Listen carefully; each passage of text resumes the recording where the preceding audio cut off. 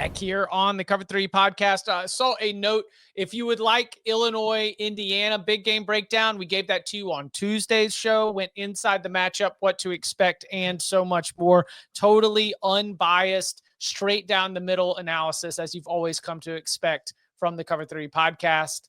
I thought it was. Yeah. It was. No, we all have our biases, and your biases are you understand that team better than a lot. I think that bias is an advantage. I think all of our biases give us an advantage.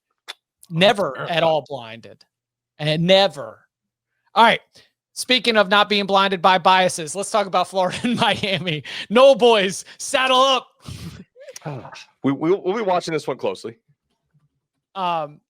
What's Danny? You said you're going to buy in at the bottom for DJ Lagway.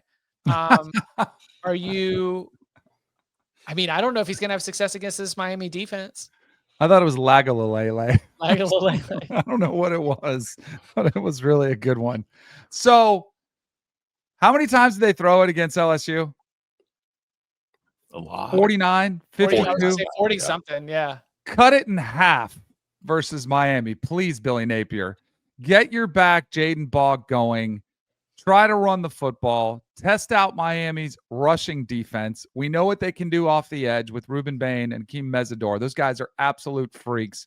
Why would you risk DJ Lagway back there, just sitting back there saying, all right, let's throw it 50 times versus Miami?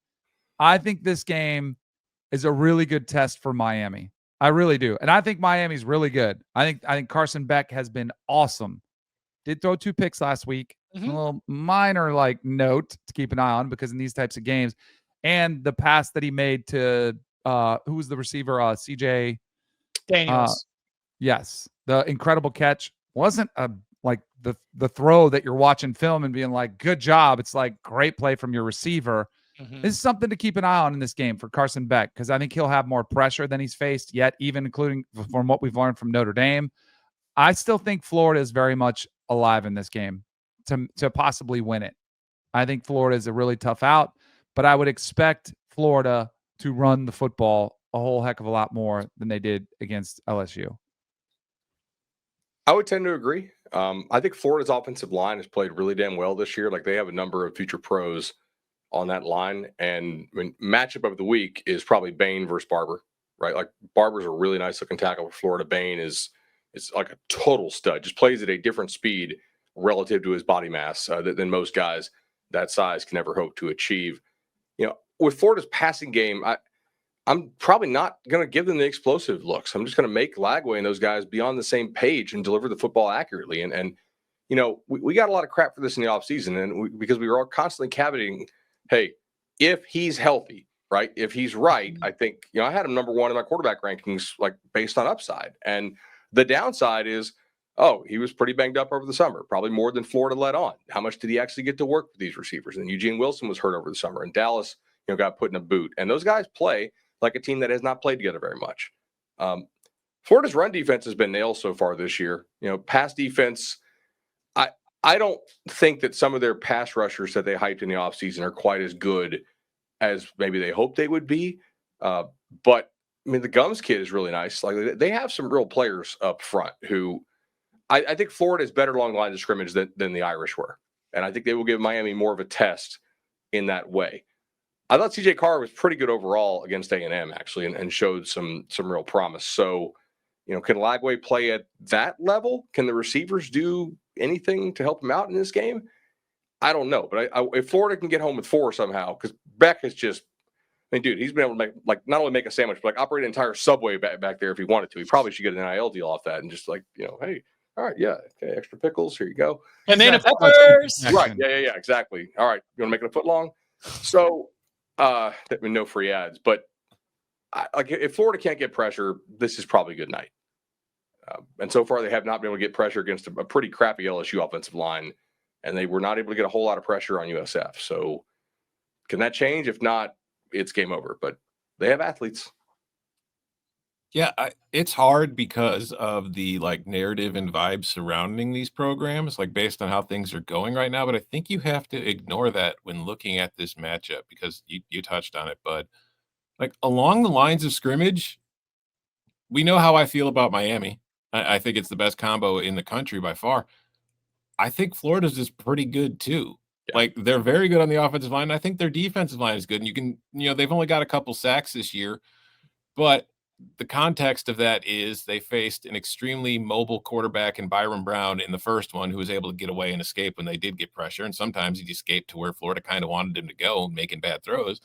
And then they faced Nussmeier last week, who his one greatest trait for me so far has always been his ability to avoid sacks in the pocket and get out. So there's context needed there. I think the pass rush is decent.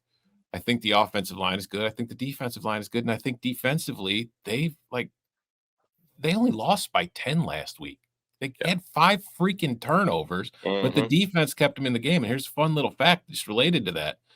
Florida has turnover margin of -3 on the season, which ranks 113th, but their points off turnover margin is +4 anyway, because the defense just gets the ball back. They don't give up the points after our offense loses the ball. So I think this game is essentially going to come down to 2 things. It's Carson Beck versus DJ Lagway. Can DJ Lagway finally start living up to the potential, or is he just going to be the next really talented guy who could be a great quarterback but never figures it out? I don't think that's decided this week, but I think you definitely want to see a better performance than what you saw last week. And on the other side of that, and I think one of the problems Lagway's dealt with, Florida's pass catchers versus Miami's. I know Miami's are good. I'm yet to really see it from Florida's. I think that they need to have we need to see somebody in that unit step forward to be a guy that DJ Lagway can rely on and turn to when things aren't going well. So I don't think this will be a blowout. I think Florida's defense is way too good to allow Miami to blow the doors off of them in this game. But I also think Florida is at serious risk if the offense is terrible again, because we can talk about the 5 turnovers last week, but we can't forget they didn't score points against South Florida either. The offense has just been bad. If the offense doesn't show any signs of life, how long before the defense just says F this? Quit factor. Yeah, what the hell are we even doing out here? So it's a huge game, I think, for Florida. And I know what you're saying. They're 1-2. Of course, it's a huge game. But I just think as far as the rest of the season plays out, they could lose this game, but if they play well and the offense looks good, the team could stay bought in. And that's the one thing we saw last year, even when Napier was on the verge of being fired. The team never quit on him. Yeah. So you can hope that maintains throughout the season.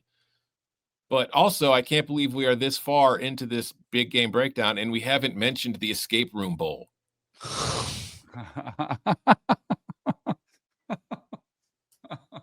That's great. It's We got to make a graphic for that. Oh my God. That's clue number 1. Properly execute a 4th down scenario at the +45. God. Clue number 2. If you look at their turnover EPA, they're not that far down, right? But if you take off what happened in the Long Island game and you look at just the FBS games, it's definitely pretty rough. take care of the damn ball. Yeah. But to your point earlier, 1 sack against Long Island, 1 sack against South Florida, 2 sacks on the season has you dead last among SEC teams. I know sacks. I know that the sacks are a counting stat and don't always represent pressures, but man, bringing a quarterback down when you've got a pretty strong defensive front, you'd like to see a little bit more there. You know, in hindsight, and granted, everybody got 20/20 hindsight, right? Like letting Pyburn go to LSU may have been a mistake because Tyreek Sapp has not really been an impact player for them this year, especially not in the pass rush game. And obviously, like, you know, they have McCray, the 5-star who they paid a ton for out of high school, which I thought was a great investment. He's just been hurt. Yeah. So like they kind of needed him as a second-year guy to step up. That's kind of a theme across college football. Like you can't afford to keep everybody in most situations. So, like, who did you let walk and how's it working out for you? And we talked about USC at running back. They're like, all right, cool, Joyner, go to Texas Tech. We won't miss you. We love this junior college kid. So far, that's working out great for USC. I mean, obviously, we hope Joyner gets healthy for Texas Tech and comes back strong. But like, regardless of injury, the replacement's been good value. For Florida, the Pyburn replacement, especially with the McCray injury, has not worked out.